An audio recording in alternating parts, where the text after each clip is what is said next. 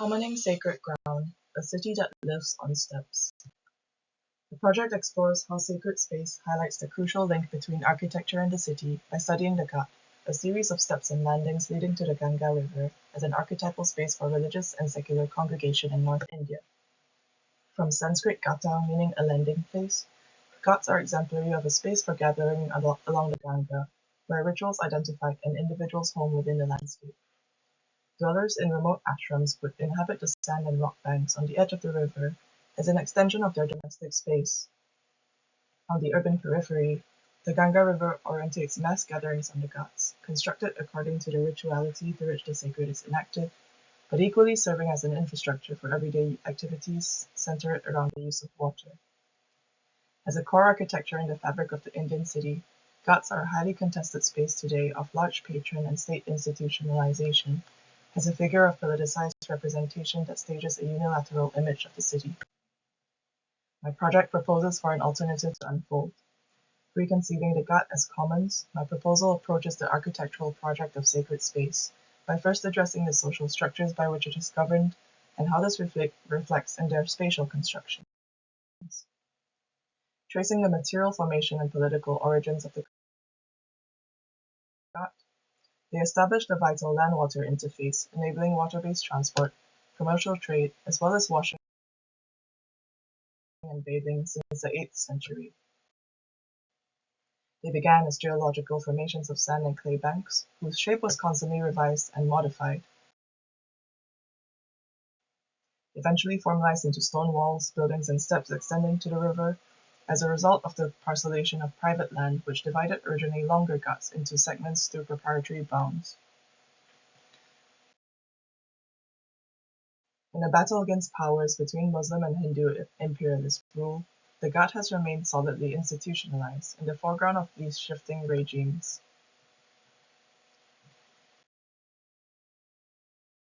The sacred territory is seen here as a point of contention governed by the sole patron, who denotes all types of properties and assets contributing to the segmentation of civic space along the riverbank.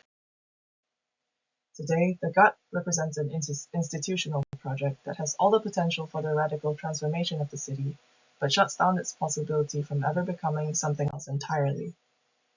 Taking a closer look at the case study of the Atal Ghat in Kanpur, which will inform the site of my project. Built in 2019, under the National Mission for River Conservation, the construction of 29 Ghats and 4 crematoria, situated on the banks of the Ganga, was contracted to Engineers India Limited, a public sector developer of over 2,800 employees. Of these, 11 Ghats and 2 crematoria are in Kanpur, and constructed in the span of 10 months, the finished Ghats were handed over to district authorities. The state guardianship of the Ghats as administrative zones and large contractor-built assets strictly divides the sacred domain from the type of profane spaces and domestic activities that used to be able to freely occupy and share this common interface.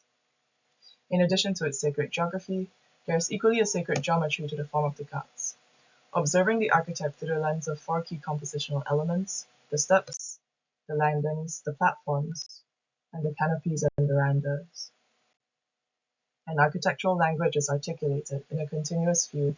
parallel to the river flow, where subtle differences in step depths, rises, recesses, and platforms create conditions specific to different types of worship and inhabitation,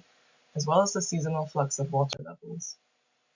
But how might we start to open this up to possibilities of unprescribed use relevant to our everyday context? Having studied the Ghats form, the proposal offers a new interpretation of this type, starting beneath form at the level of finance and law. Introducing the site of intervention in Kanpur, an industrial suburb on the banks of the Ganga River with a population of nearly 500,000, mostly involved in the leather goods industry. Following a central government land deal in June of 2021 to relocate all tanneries from site to a mega leather cluster park in Ramaipur 20 kilometers away, I proposed the formation of a community land trust as a strategy to re-inhabit this post-industrial riverfront site. As a form of governance, the community land trust model draws from India's Gramdan movement in 1952,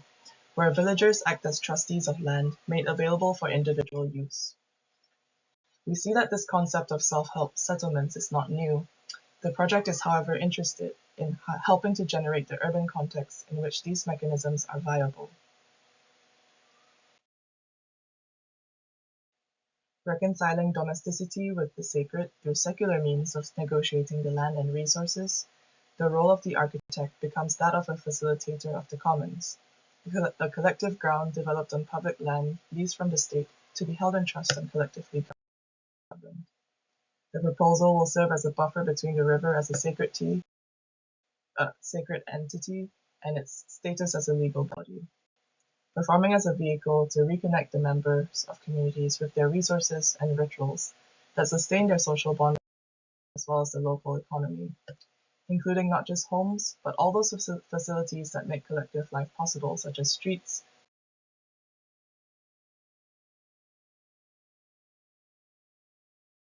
paths, fields, and gathering spaces that take shape in the form of the Ghat,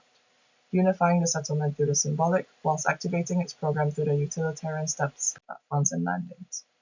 The project intervenes at a moment which sees the site shift from a manufacturing economy, establishing provisions for dwelling across the territory, anchored by a series of congregational nodes, and extending from the doorstep will be common courtyards in which daily domestic activities can be done collectively. Informed by the cyclical festivals and fairs at the scale of the city to the daily rituals practiced within and around the households. On the days before the full moon in spring, neighbors gather materials onto the bonfire ground, around which they sing, dance, and burn the effigy of Holika. On a series of raised platforms around the Ghat, the priests or pandits conduct prayers with mantras in front of the sacred fire. Every day at sunrise and sunset, a linear array of platforms projecting into the water sets the stage for the Ganga Aarti river worship ceremony. Once every spring and autumn, the Chath Puja is celebrated over the course of 4 days by the Kund, or the pool or the water tank, involving bathing, fasting, and abstaining from drinking water, and offering prasad or prayer offerings and arghya to the setting and rising sun. After which the breaking of their fast takes place just a few steps away, at a communal dining area carved out of the field of steps as an inhabitable landing. The materialization of these spaces by the Community Land Trust takes a multi-scalar approach underpinned by the site's existing geological condition, rich in clay and silt, with a history of brickmaking in the area between the river and the post-industrial suburb. The existing urban condition of disused leather tannery and textile mill buildings is also addressed by means of reoccupation as a workshop yard for the local brickwork operations, using the clay and earth excavated on site as a building material to test methods of assembly and finishes for the making of the modular steps, landings, and platforms. The formal specificity of ritual space becomes an anchor for strengthening existing social bonds, where the tools used to create that very space lie in the hands of the people. And as a result, beyond the heightened state of the festival at key moments of the year, a piece of infrastructure for everyday use is now introduced to the city. The sacred is at the same time set apart and confronted with the mundane and the familiar through a modulation of thresholds and the absence of traditional forms of enclosure, from a single step adjusting ground to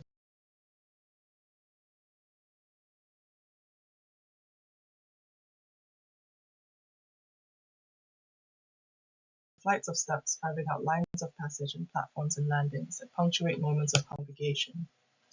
Zooming into the scale of the household, the Ghat becomes a backdrop to the rhythms of the inhabitants' everyday life, syncretizing the profane space of the dwelling with the sacred space of rituals, typically done in the public sphere, to open up these categories to freer, common, and unforeseen use from interior to exterior. This is enabled by a self-built manual as a tool for knowledge transfer within the CLT, expanding the scope for resident adaptability using the abundant resource of excavated earth from site as a building material to tie the form of the dwelling to the ground which is inhabited.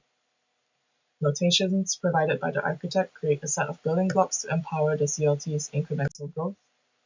And to summarize, Kanpur's forgotten riverfront sites are transformed through providing a legal definition of use for the commons, and a material approach mobilizing local resources and knowledge transfer. Preparations for the festival foster new forms of association and kinship towards the collective organization of the space at the riverbank. The festival represents a reactualization of sacred time, a seasonal repetition